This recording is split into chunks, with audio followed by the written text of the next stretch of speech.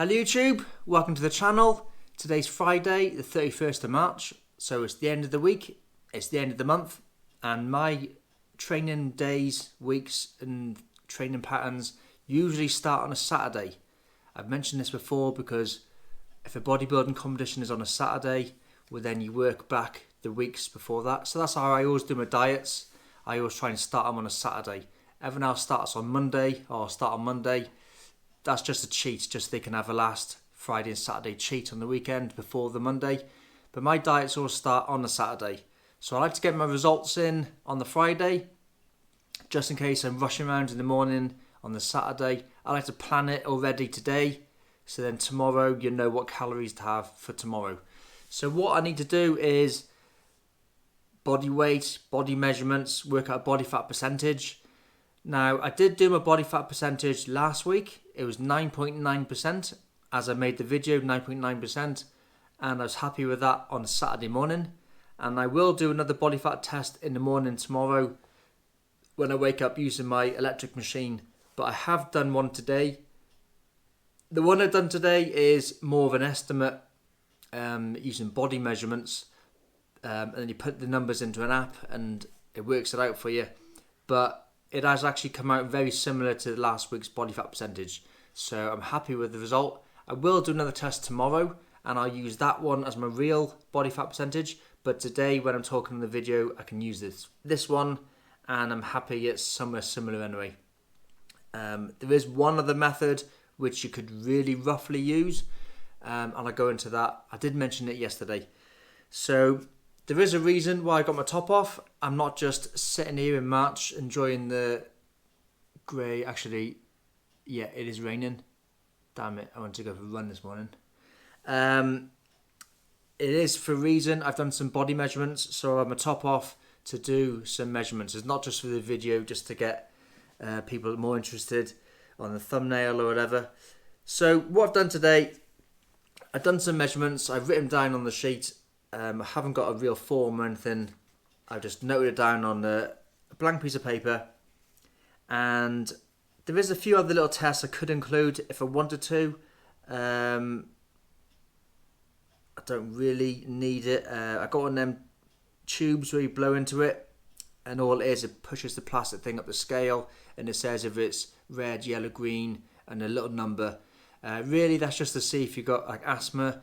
I haven't got asthma or breathing problems. I haven't got COVID or any flu or anything at the moment, so that's not as accurate as what you'd have in a hospital or university with a proper graph.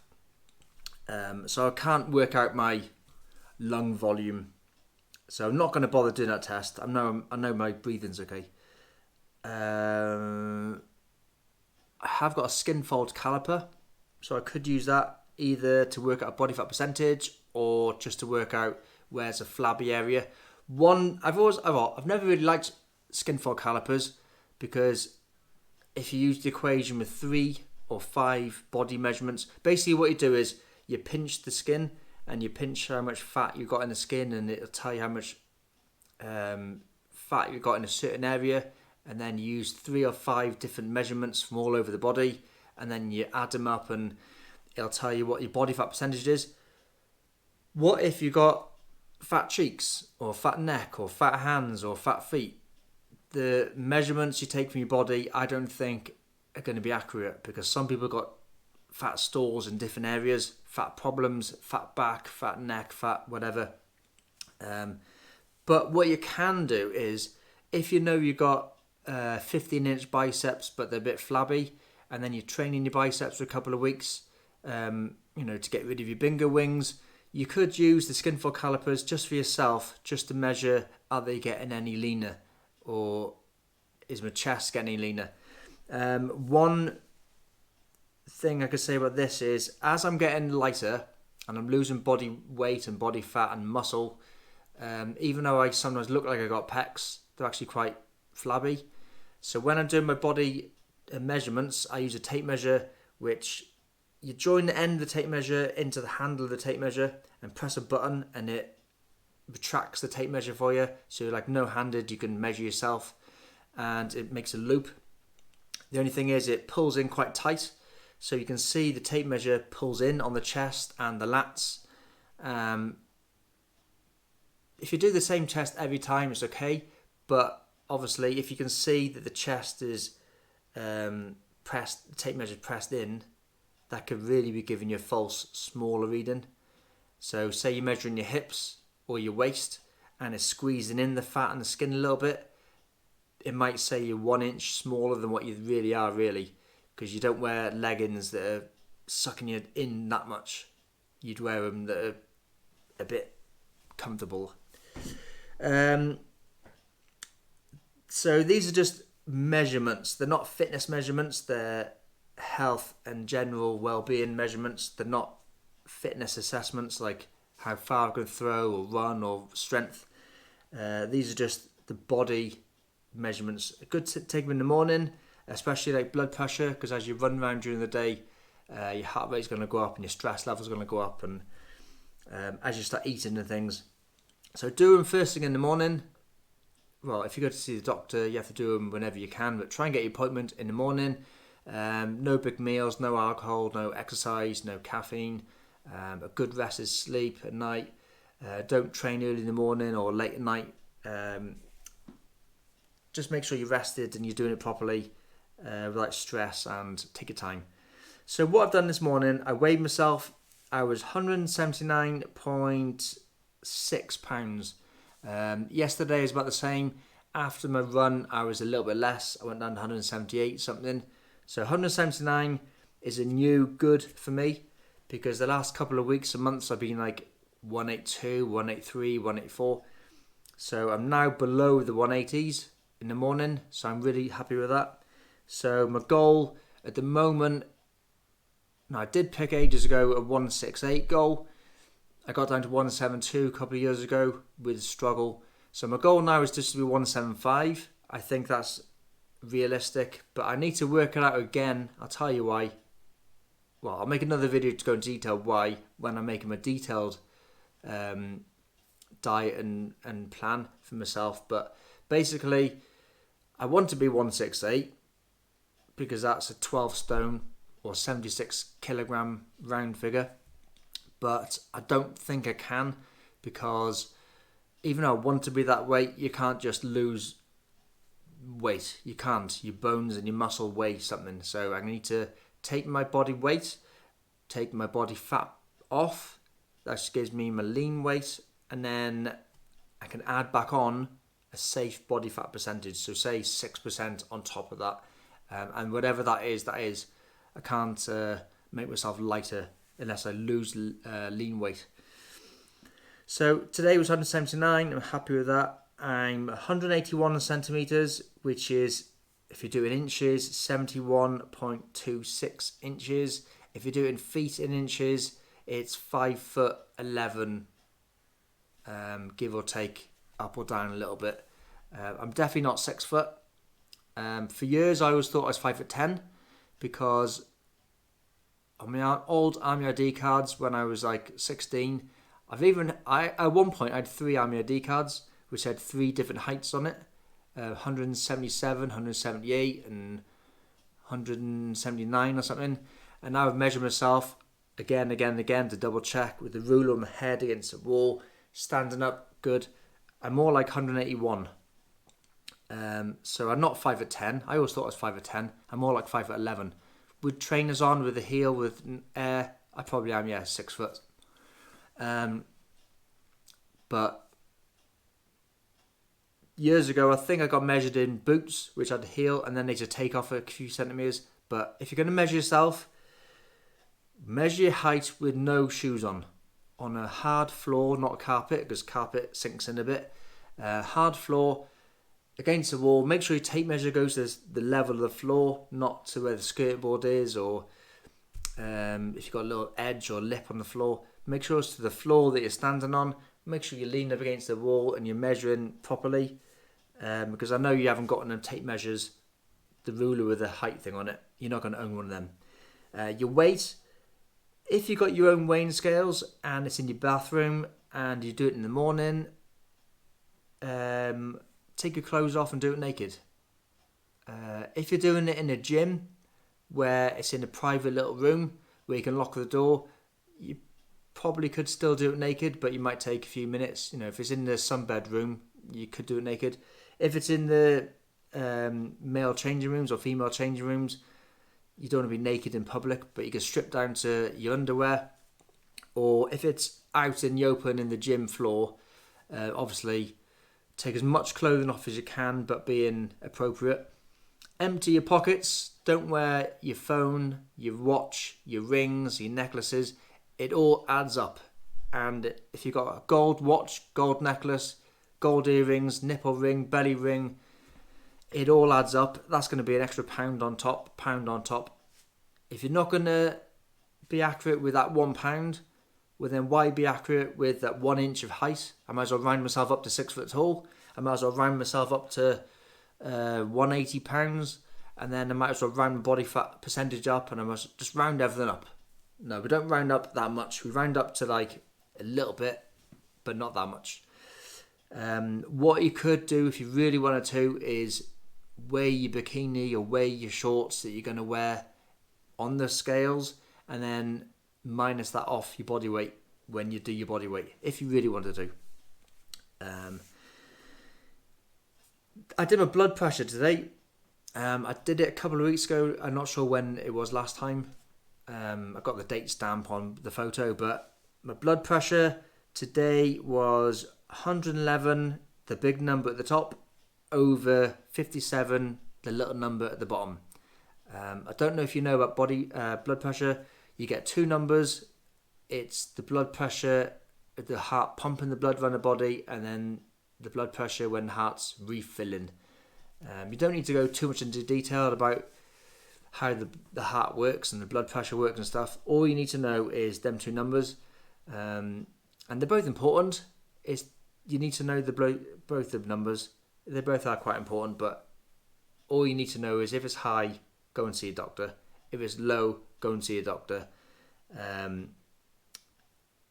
So there is a little chart where you got 70 up to 190, and you got 40 up to 100, and then you read it up and you read across and where you are. So basically, to be ideal blood pressure, you need to be the big number between 90 and 120.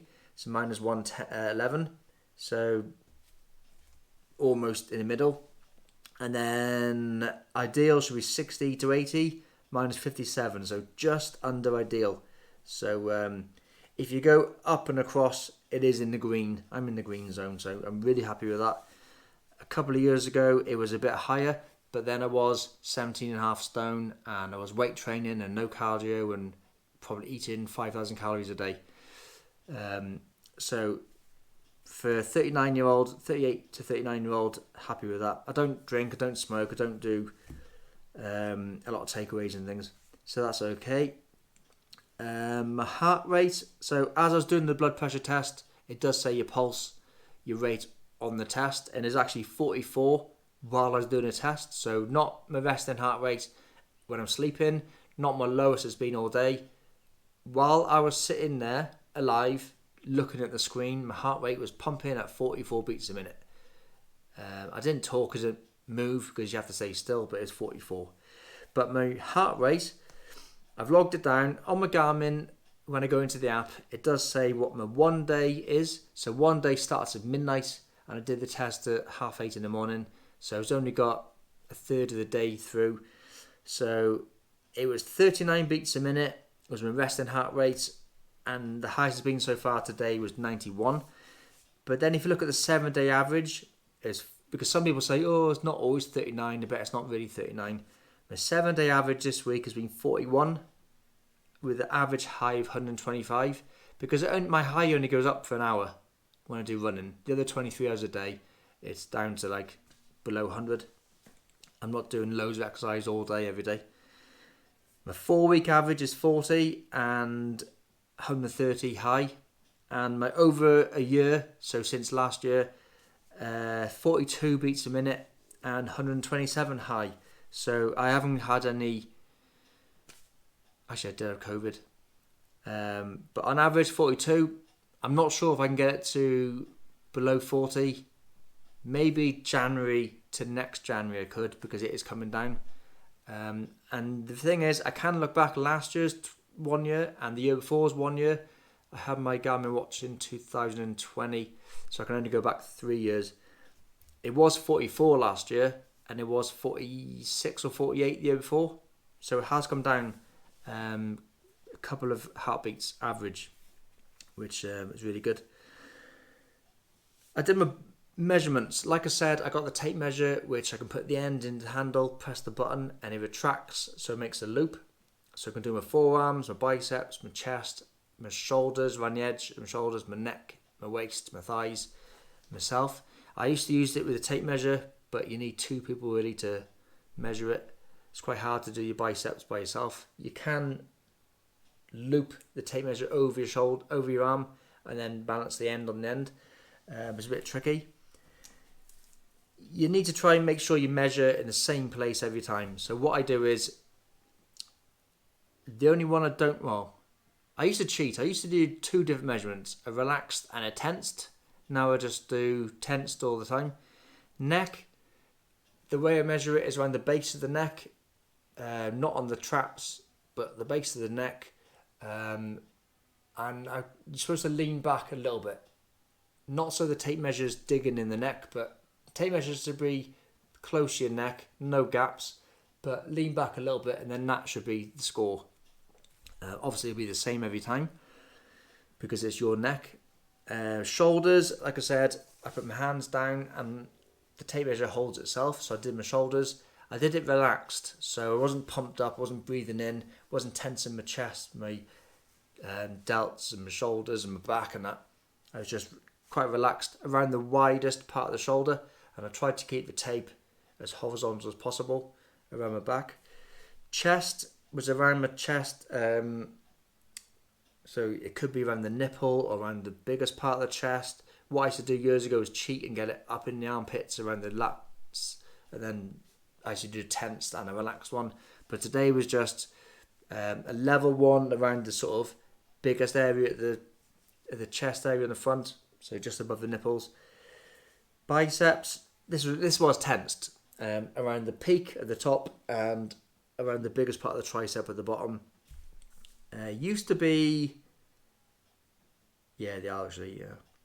My right is bigger than my left, half an inch bigger. There used to be 20-inch biceps. I think maybe, did I go 21? No. 20 and a half maybe. But 20-inch biceps, now 15.5. So my bicep is about the size of my forearm used to be. So it looks muscly, but I got no strength anymore. I haven't been in the gym for ages. I got no strength. I do feel weaker. So I might need to start doing some bicep exercises. Forearms, they're both the same, 12 inches roughly. Could have been a little bit bigger or smaller. I'm not too bothered about perfect forearms. It's quite hard to measure forearms. That was a tensed one, but where is the centre line of the forearm to make sure it's perfect every time? I just go for the widest point. Waist, really, if you see where to measure the waist, it says around the belly button or the navel. It's different for males and females. So it says around the belly button. Females is supposed to be the narrowest point, I think, between the ribs and the hips. Males is around like the belly button. But do you wear your trousers around your belly button? I know females pull theirs up. You get jeans with a high hip, high waist to cover the belly, but I wear mine around the hip bone. Obviously, hip bone is your hip measurements for a female, but I measure around where my jeans go, around the point where my jeans, my boxer shorts or my tractor trousers or the elastic part, so a few inches below the belly button. Again, I used to cheat on this. I didn't used to breathe in, didn't suck in, but I used to tense my stomach as hard as I could, so the stomach would be flat at the front. But then also, I reckon I did have a bigger back as well. So the back muscle is the erector spinae at the back. Mine actually goes in like that where my thumbs are, because the spine is in the middle there, and then my 2 muscles be either side of the back. So I think mine's more flatter now, and then the front's more bulging out because I just don't do any ab work, so it's not flat. But I didn't breathe in. I tried to stay upright, natural, relaxed, and it was 32 inches, so that's good. I could breathe in and squeeze in and tense and make it down to 31, but for now I'm going to do just the standard. Thighs, right and left, calves, right and left. Calves is easy, just tense as hard as you can around the biggest part where the calf is. Today I got both the same size. Usually my left's a bit bigger because when I broke my ankle years ago, my left I got a bit of not a bigger limp, but I got a bit of a limp, and my left leg has to work harder. But it's actually balanced out. They're both the same today. Maybe because they're running. When you're running, you've got to do the same amount of steps both sides. So maybe they're both evened out. But thighs, they are different. I always thought they were about half an inch different, but now they're 1 inch difference. Now I should really measure that again because I'm sure they're only half an inch different, but now they're 1 inch, which is quite a lot. But I do know, my left is bigger, so I'll take that probably. Maybe my right leg's wasted away a bit, and my left is still bigger because it has to work harder for my limp. I don't know. But make sure you measure on the biggest part, or you could measure the centre line between the hip bone and the knee bone and make sure the tape's horizontal. If you've got a tattoo or a freckle or birthmark, you could note it down and make sure you do the same time, same place each time. So then I did a body fat percentage. So I'm going to do my electric one tomorrow, but today I did an estimated one. So I get all my body measurements, the inches and the height and the weight and the age, and I put them into an app which does the calculations for me, and it estimates my body fat percentage. So today estimated 9.37%. So I'll do it in pounds. I was 179.6 pounds.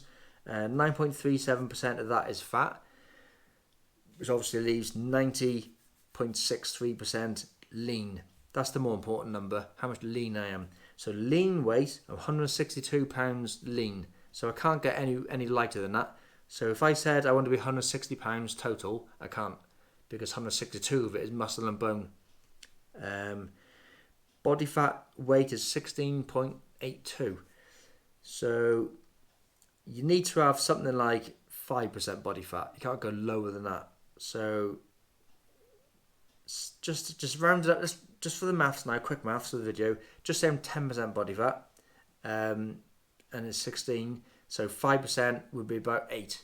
So I can't go lower than 8 pounds of fat. So I can lose 8 pounds. So if I'm 179 pounds, I can lose 8 pounds. Really, the lightest I could be is 171, 172. So I was 172 pounds a couple of years ago. Maybe that's why I struggled and couldn't go any lighter. Maybe that's why I went up straight away after, because I was 5% body fat. So I'm going to do my figures later on, more complicated, more in depth that way. I'm going to measure my total weight, my lean weight, my body fat percentage. I'm going to plan my my goal again based off what my lean weight is now. I can imagine two different numbers. One, my lean weight stays the same for the next 20 odd weeks, and then if I bring my body fat down to the lowest it could possibly be, so say 5%, so what weight would I be then? And that'll be one goal. And then a second goal will be is if I do get back in the gym now and I put on say 6 pounds of lean weight, that'll bring up my lean weight, and then 5% fat on top of that, what would that be? And then maybe my goal should be somewhere in the middle. So if I do add on lean or don't add on lean, what would be the middle? So that's just my little health tests. You could add in a few extra ones. You could add in anything you like, really. You can make up like a happiness chart. So green, amber, red. How happy do you feel today? Because happiness and well-being is all the same sort of thing. Do you feel sad? Do you feel happy? Do you feel motivated to exercise? Because that's a good indicator if you're overtraining. If you're doing too much, all of a sudden you'll feel a bit depressed, or a bit tired, a bit sad and irritated. So that could be a sign that you're doing too much. Maybe you need a day off rest. Maybe you need to have some more food and recover and chill out for a bit. You could have a sleep chart in there. So my watch does say how many hours of sleep you had. But if you haven't got a watch that does that, you could just write down, I went to bed at 10 p.m. or 11 p.m. and I woke up at 6 a.m. or 7 a.m. So 6 hours, 7 hours. Rate your sleep out of 10. Even have a little note saying, I woke up twice during the night. I had a bad neck when I woke up in the morning. And all these little things help. So maybe if you want to wake up at 6 in the morning and you didn't wake up till 7, go to bed an hour earlier. If you want to wake up at 6 and you wake up at 5, go to bed an hour later. And play around them hours so you're getting up without an alarm clock at the right time. And if you want to get up at 6 and go for a run but you feel real tired in the morning, so that means you need to wake up at 5:30, so you're happy at 6, so you need to go to bed half an hour earlier. And then if you're waking up with a stiff neck every time, buy a new pillow, move your pillow, and then make more notes on that. So for the next 4 weeks, you'll say, well, actually, yeah, my neck isn't hurting, my back's okay. Since I've started putting an extra pillow under my lower back, your lumbar region, or some people put pillows in between their legs and lie on the side, change it, lie on the other side, whatever, make a little note of that. And then maybe that'll help your fitness, your well-being, how you feel in the morning. You could even have in cups of water, so 8 cups, 7 cups, 10 cups, litres, how many litres a day you've had, coffees, how many caffeine drinks you've had, sugars in your drink, how many, either 2 sugars, 10 sugars, 8 sugars. You could have endless amounts of things. Whatever you have, cigarettes, I've had 10 today, 9 today, 8 today. Steps, what your average steps are in the day, in the week, in the month, in the year. You could chart that. Pretty much anything you want, really, you could add on to this. What you could do is, if you're really good, you could have computerize it, stick it on your computer, and then you can copy and paste it for the next day, print it out if you want to, put it on your board. You can make a month chart or year chart, and you can plan it, and it does it all for you. Excel, get a chart, get a graph, get a trend line. You can make it really good. Add some colours onto it. You can even transfer that then to your tablet or to your phone and take it around with you. Or you can find an app which does it for you. So I've got a weight app, which I've been using for years and years and years now.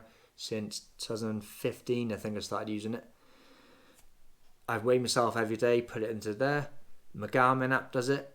I'm sure if you got Fitbit or Apple Watch or something, it'll have a weight and a graph showing you where you are. So that's what I've done today. The plan was to go for a run this morning. I've got a visitor this afternoon, so I need to get out of the house really, but it's raining right now.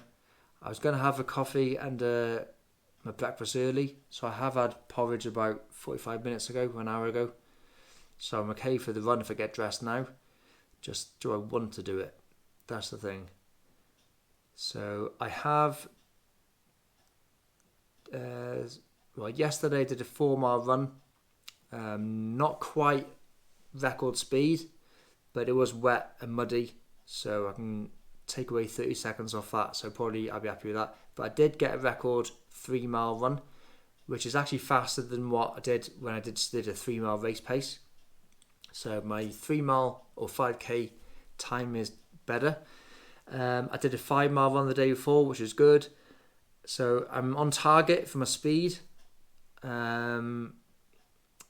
So I don't have to go out to achieve anything this week, but my monthly miles are about the same as last month. So today's the last day of the month.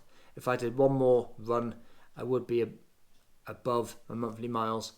I think my best monthly miles was 100, but I'm about 75 to 80 is what I normally do at the moment. So if I do one more, it'll end the month off quite good. But I haven't got to go out for anything fast, so I might go out for an hour. Just looking out the window, it just looks cold and wet and miserable. I'm even shivering just sitting even a top on. So just trying to get myself motivated. I go out and do something. I've got to be back in the house later on. Then this evening I'll either do a turbo trainer session, or I might get in the gym and do some sort of exercises. I might even go for 15. I say I'll do 15 minutes just to get in the swing of it, but then it'll take longer than 15 minutes to get set up. So you need to do 30 to 45 minutes to make it worthwhile. But it won't be anything like hours and hours and hours of smashing it. Just something just to get into it and get it done. So that's just over 30 minutes, 31 minutes. I need to cut the video before it goes too long. I won't edit it. I'm going to stick this on straight onto YouTube. So 31 minute. Thanks for watching. Subscribe, like, share, and see you soon.